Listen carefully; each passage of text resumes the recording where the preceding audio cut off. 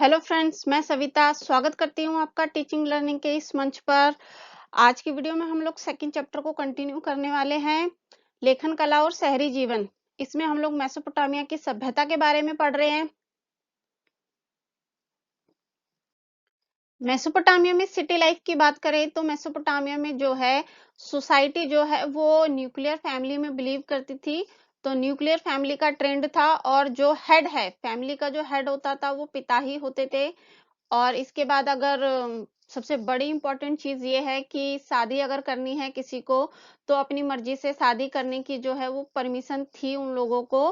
पर लड़की के घर वालों की तरफ से एग्री होना बहुत जरूरी था। अगर लड़की के घर वाले जो हैं एग्री कर देते हैं शादी के लिए तो अपनी पसंद से भी शादी कर सकते थे।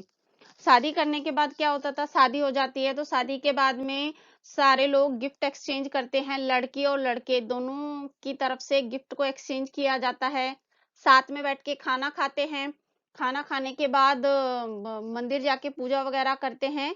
उसके बाद लड़के की जो मदर है वो वधू को मतलब कि लड़की को अपने घर लेकर आ जाती है। और शादी के बाद भी लड़का जो है अपने पेरेंट्स के साथ ही रहता है। और अगर प्रॉपर्टी की बात की जाए तो पिता की जितनी भी प्रॉपर्टी है, घर, पशु, खेत, दुकान, जो भी सारी चीजें हैं वो बेटे को ही मिलती थी, बेटियों को नहीं दी जाती थी। तो एक ये चीज थी, उत्तराधिकार जो था वो पुत्रों को ही मिलता था। अब हम बात करते हैं उर शहर के बारे में।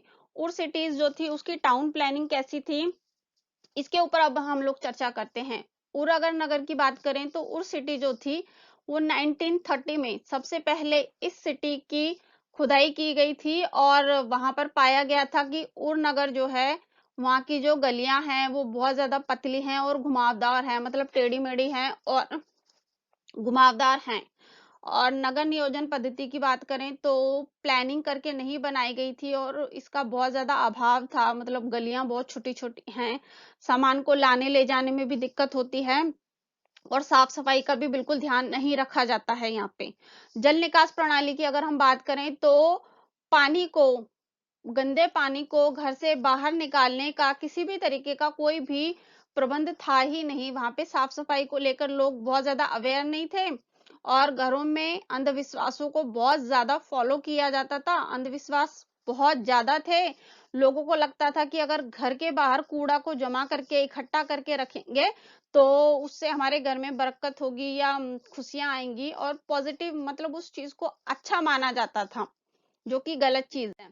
और इसके बाद कमरों में जो है, घर के अंदर जो रूम्स बने हुए हैं उनके अंदर खिड़कियां वगैरह जो है, जहाँ पे इतनी सारी खिड़कियां हैं वहां पे खिड़कियां नहीं होती थी। लोग प्राइवेसी को इम्पोर्टेंस देते थे और सगुन अपसगुन जैसी चीजों में बहुत ज्यादा बिलीव करते थे।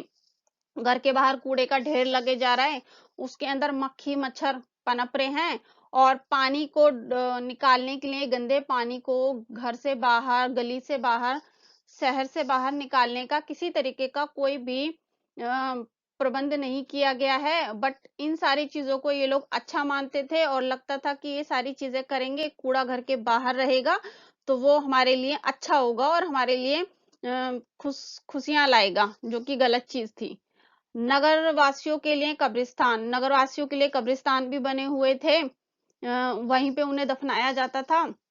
आंगन में होजों का होना, आंगन में होज वगैरह बनाए जाते थे और सामान को लाने ले जाने के लिए गलियां हैं, बैलगाड़ियों का इस्तेमाल किया जाता था। बट जैसे कि मैंने अभी आपको बताया कि गलियां बहुत छोटी छोटी थी तो बहुत संकरी थी, जिसकी वजह से सामान को लाने और ले जाने में भी काफी प्रॉब्लम फेस करनी पड़ती थी।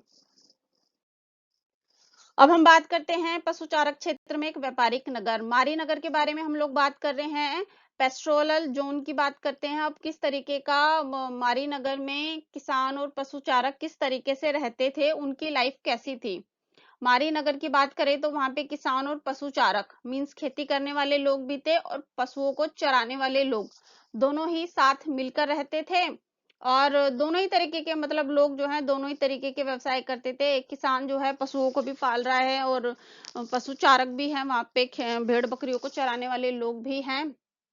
और पशुओं से जो भी है पशु चारक जो पशुओं को चराते हैं वो अगर उन्हें किसी सामान की जरूरत है, औजार वगैरह चाहिए या किसी भी चीज की जरूरत है, लेन देन अगर करना है, तो वो अपने पशुओं से जो भी सामान उनको मिलता है, अनाज, चमड़ा, मांस, जो भी चीजें मिल गई, उनको बेचकर आस पड़ोस के लोगों से बाकी चीजें लेते थे। मतलब वो अपने जानवरों से जो चीजें मिल रही है उन्हें बेचते थे और उसके बदले में बाकी चीजें, धातु वगैरह जो भी उन्हें जरूरत है, वो चीजें खरीदते थे, मतलब लेन देन करते थे, आई मीन। फिर गोबर की खाद का बहुत इंपॉर्टेंस था। गोबर की खाद बनाई जाती थी गोबर से, जो किसानों के लिए खेतों में डालने के लिए बहुत इंपॉर्टेंट होती थी। नेक्स्ट है गरड़ियों की बात करते हैं। गरड़िए जोते और किसान, इन लोगों के बीच में हमेशा लड़ाई झगड़े होते ही रहते थे, क्योंकि जो मारी नगर है वहां पे मैंने अभी बताया पशु भी हैं और किसान भी हैं। और पशु जो हैं वो खेती को नुकसान भी पहुंचा सकते हैं। चारवाहे क्या करते थे कि अपनी पशुओं को छोड़ देते थे घास वास खाने के लिए इधर उधर। तो कई बार क्या होता था कि गरड़ियों के जो पशु हैं वो किसानों की फसलों को खराब कर देते थे। चरते चरते जो है वो किसान जो है किसानों के खेतों में चले जाते थे और उनकी सारी फसल को बर्बाद भी कर देते थे, जिसकी वजह से इन लोगों के बीच में लड़ाई झगड़ा बहुत ज्यादा होता था, किसानों और पशु चराने वाले लोगों के बीच में।